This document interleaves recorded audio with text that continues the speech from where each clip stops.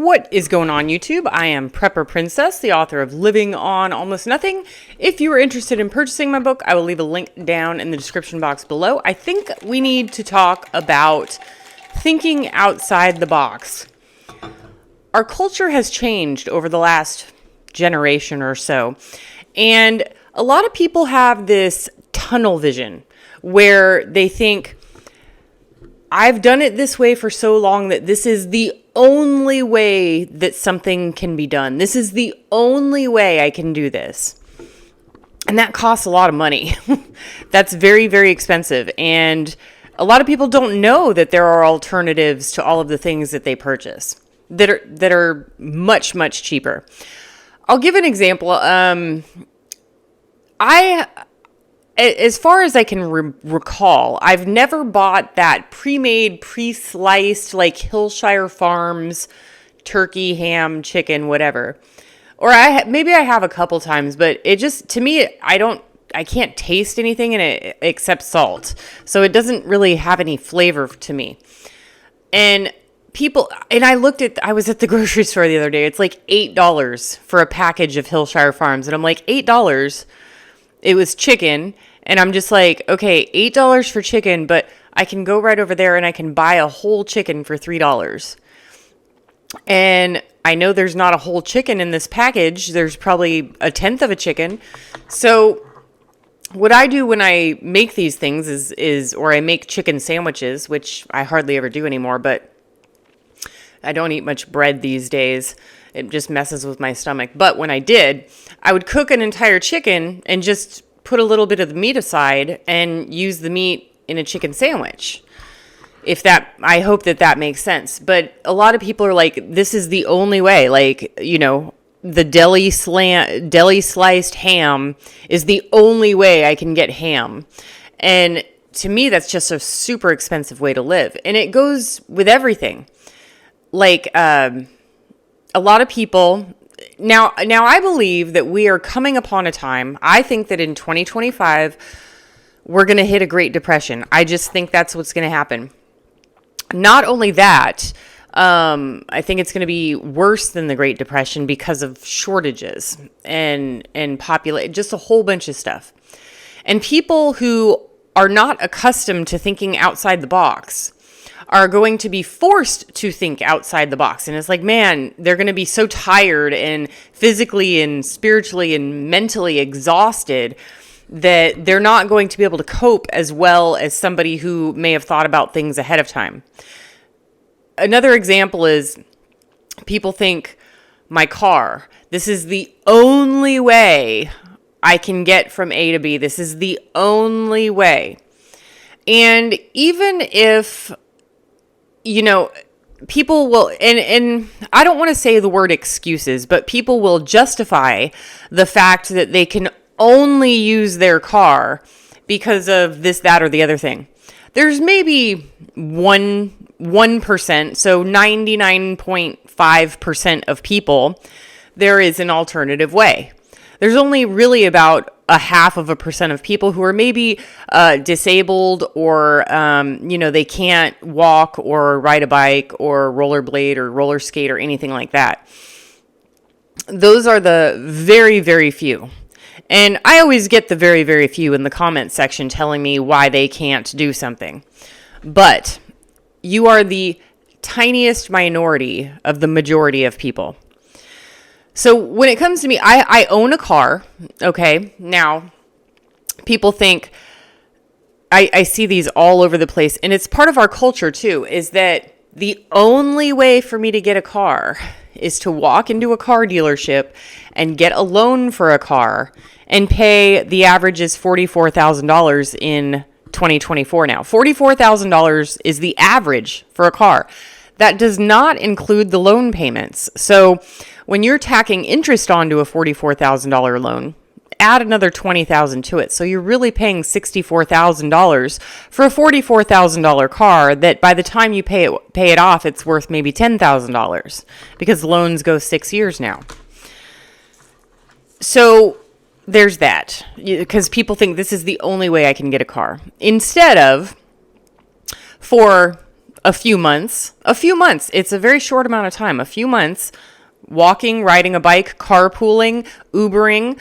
They have these carpool vans that I see all the time. I think that my brother had to take that for like a year, and it was like $150 a month, or maybe less. It was like $120 a month. And they pick you up at your house and they drop you off at your work. They pick you up at work and they drop you off at your house, and it's $150 a month. Now, if you're saving up for a car, think about it. You're spending $150 a month on carpooling on a van, and it's their actual job to carpool you to places.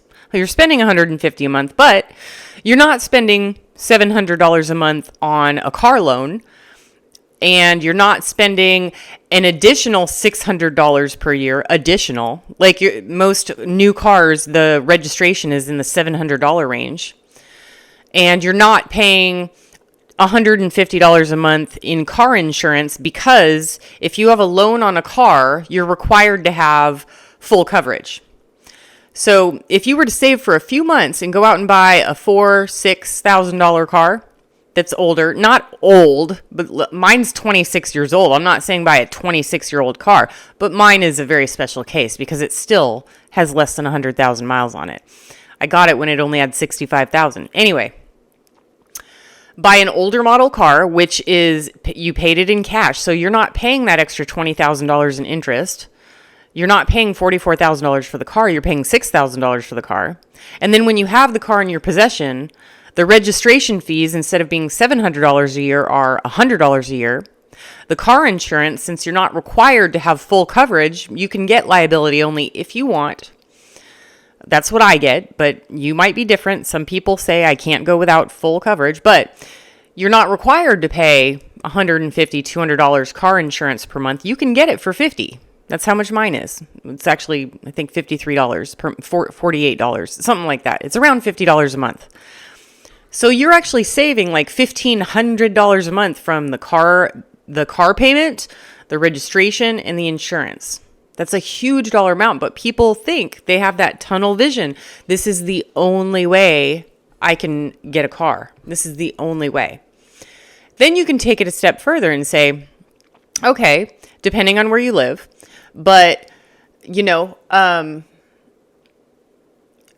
grocery store is only a half mile away, and I have a bike with a trailer. Why am I getting in my car and putting on the mileage and the wear and tear on a car when I could just get in this bicycle and just go get my groceries that way? There are some places where I live currently. I mean, I live in a small town where everything is within, including a hardware store is like 3 blocks away, but the hardware store, post office, police office. That's right. Police office?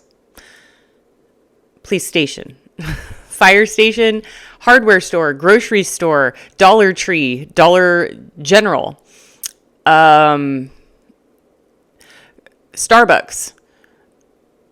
gas stations, 7-Eleven, it's coming to mind. Pilot, Love's. I love Love's, by the way. If you're ever on a road trip, go to Flying J or Love's. They're the best ones there are.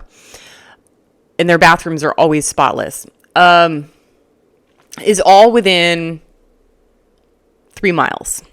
3 miles. I have e-bikes and I can go pretty much anywhere. I barely drive my car. But that saves me on wear and tear on the car. It depreciates less fast because it has less miles. And I'm not spending money on gas, which requires oil changes later on and blah, blah, blah, due to mileage. So I'm saving money in that way. But you can take it a step further if you can get rid of your car altogether. But again, people have that very narrow-minded vision where they assume that because I've had a car, this is the only way I can get around. This is the only way. It's not the only way. And it's time that people start thinking outside of the box, not just with that, but it's everything. It's literally everything that you do. And becoming a critical thinker, it's like, I have been doing this for 20 years. So if there is another Great Depression, I know exactly what I'm going to do. Exactly what I'm going to do. And what I do is not going, most people will completely be like, you can't do that. You shouldn't do that. That's dangerous. You shouldn't. No. I'm going to do it. I'm going to cancel my medical insurance, cancel my house insurance, cancel my car insurance, register it as a non-op. It's going to be parked, or I'm going to sell it. If that happens in a Great Depression, I'm not going to be using my car. And the only reason I use my car is to go on long travel spots, like to maybe an hour and a half away to go hiking and see waterfalls and stuff like that. But if worse comes to worse, I could rent a car for that. But okay, I'm digressing. I apologize. Okay. There are also other things. Like, I'm just going to give you a girly example. Makeup, right? What's that one that everybody always went to? Not Sephora. I think that's like, it's like MAG, or starts with an M. I'm going to call it MAG because I don't know what else to call it. But these girls would come in and be like, I just spent $150 on makeup. I'm like, how? Like, what did you buy? Right? My makeup, the lipstick is from Walmart, 98 cents. I use foundation. That's the only one that I pay a lot for, which is True Match. But the powder it's from Dollar Tree. I don't know the brand. LA Colors, maybe? LA Colors. And then I've got eyeliner. That's also from Dollar Tree, LA Colors. And then I've got mascara. I think that's also LA. I don't know. I don't think it's LA Colors, but it's from the dollar store. So dollar. And then the powder is $1. So that's $4. And then the foundation's like $7. It's $11. And this makeup lasts me a year. And people were going out and spending, because they think that MAG product, or MAC, maybe it's MAC, MAC.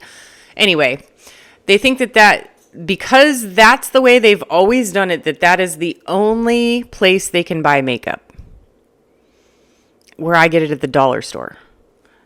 I've got a gray hair. You see that? Maybe 2? I've got 2. Oh, maybe 3? Oh. I'm getting older, folks. But I have no problem getting older. I think that a lot of people are not provided the privilege of getting older, and I take it as I'm proud of it. I'm proud of my grays. That's another thing, dyeing your hair. So people assume that going to the salon is the only way to get your hair cut and dyed and get your nails done and all this other stuff. I don't do my nails anymore because I type too much. And every time I do my nails, they break. Like, the fake nails break. But, I do keep my nails clean. I keep them clean and nice and short, whatever. But when it comes to hair, like, they just assume they have to go to the salon. Well, you can go to Target, Walmart, everywhere. You can go to Rite Aid, Walgreens. I think they even have them at the dollar store. You can buy a $5 box of dye and do it yourself at home.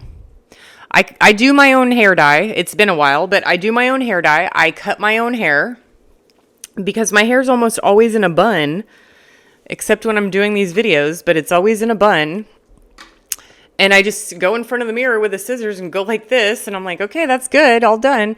So I just saved myself, $150, because that's how much they charge to get a haircut or a hair trim and your hair dyed at the salon.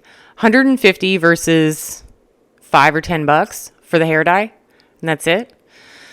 But you assume that that's the only way you can do it. When it comes to television, I am so surprised how many people still have cable and satellite TV. I think that most people do it for the sports, and I've never watched sports, so I can't really, I don't know what to tell you with sports. You can get Sling TV and watch your sports, and Sling TV is $30 a month, I think. That's last time I checked. But when it comes to TV, I always thought that cable was the only way to get TV, and then I found out about streaming services. Roku, Fire Stick, Amazon Fire Stick is one. There's other ones.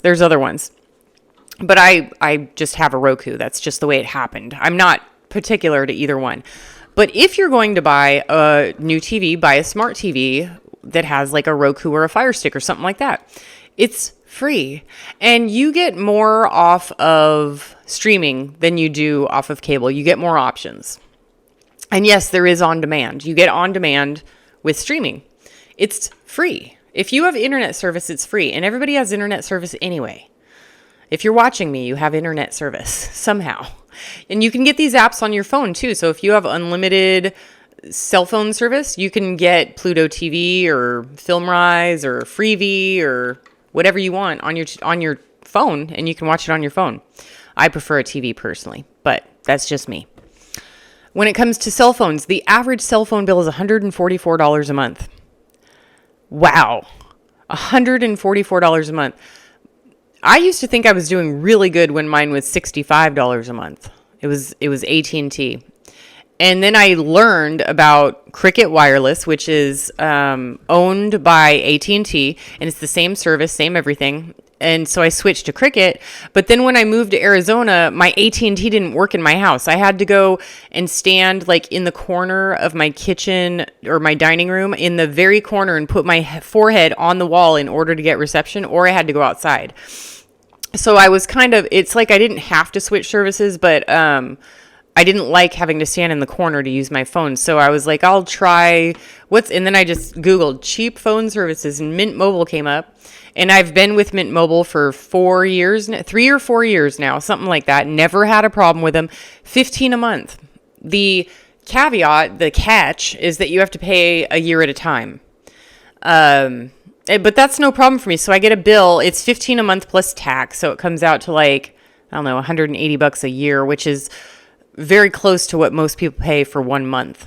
I am an affiliate with Mint. So if you decide to go with Mint, use the affiliate link in the box below, but there's others out there too. So if you're not a cell phone user, or you have an old flip phone, or like you're just not into texting and streaming and watching stuff on your cell phone, go with Tello. They have plans as low as $5 a month. I've never tried Tello, and I don't know anybody who has Tello. But you can get them as low as $5 a month. And that's crazy to be paying $144 that you can get the same thing for $5. But people have that narrow mind. They assume that AT&T, Sprint, and Verizon and T-Mobile are like the only networks available. Well, cell phones bounce off of each other's towers, and that's how it works. But you really have to start thinking outside the box. And this is with everything. Because as I said before, I think that in 2025, we're going to go into a Great Depression. And that goes for me too. You know, I am a millionaire, right? I've said that before, because the only reason I even tell people I'm a millionaire, because it honestly doesn't really matter to me how much money I have. But people always were asking, you know, why are you so frugal? You know, what's the point of being frugal? And it's like, well, I'm a millionaire. So this is what happens when you live for 20, 25 years, totally frugal, and you lower your bills as much as possible. That's just the result. That's just what happens. And if there is another Great Depression, I'm not going to be a millionaire anymore. I'm going to be broke just like everybody else, you know? But the difference is that I will have a paid off house and a rental property that I have to hopefully keep rented. So, you know, I might, if there's a Great Depression and my rental property doesn't rent for $1,500, I can only get somebody in there for $600 a month. It is what it is. And I have to live off of that because there's nothing else. And, you know, people assume that YouTube is like, what is it? Depression proof or recession proof. Well, no, I mean, we make our money off of the ads. And if companies out there aren't paying for ads, we don't get paid either. Don't worry, guys. If there is a Great Depression, I'll still be here, whether I get paid or not, helping you guys out. Or hopefully, you know, you guys will donate. Don't donate to me now. I don't need any. I'm okay. I'm fine. Don't donate to me now. But in a Great Depression, I might be begging for donations. We'll see. Just to keep the roof over my head. But hopefully I'll still be okay, because I'm extremely frugal and I can live on pretty much nothing. So hopefully I won't need any help. But, you know, if it happens, it happens. It is what it is. Oh, hi, post lady. Hi. Mail person is here. She's a very nice lady. She rescued a kitten that I found. I found a kitten up the road, and the kitten was rejected by its mother, and the mother was in the bushes with the litter, and this kitten was half the size of the other kittens in the litter. It was tiny little thing, and its eyes were all gooped up, like sealed shut with goo, like crusty stuff. And so she rejected the kitten, and I tried to give the kitten back to the mother, and the mother hissed at me and hissed at the kitten, and I was like, oh, she's not taking it back. Okay. So I posted on Facebook on my community board for the town, and I gave exact instructions of where the kitten was. And I got a message from the moderator with a picture of the kitten in like a box with all the goop gone. This was like a week later. The goop was gone, and they went to the vet, and the kitten was being taken care of, and the lady told me it was the post office, the postal worker lady, that our mail carrier who took the kitten in. So thank you, mail carrier lady. All right, folks, I hope that little story at the end gave you a little bump up, because going from like, yeah, we're going to have a Great Depression to kitten, happy kitten, it's all better now. So hopefully that did it for you. And I'm going to have an interesting video for you in the next, I don't know, probably week or two, because I'm getting my floors refinished, and I'm too cheap to pay for a motel. Yes, they want $100 plus tax and fees and all this other stuff. So it comes out to like $112 a night to stay in a motel or hotel while I get my floors redone. But I talked to the flooring guy, and I can have access to my kitchen and my bathroom, but nothing else. So me and the pups are going to be camping out in the backyard because I'm too cheap to pay for a motel. Okay. Or we're sleeping in the kitchen. All right. I'll have videos of that later. Do what you can with what you've got. Prepper Princess out.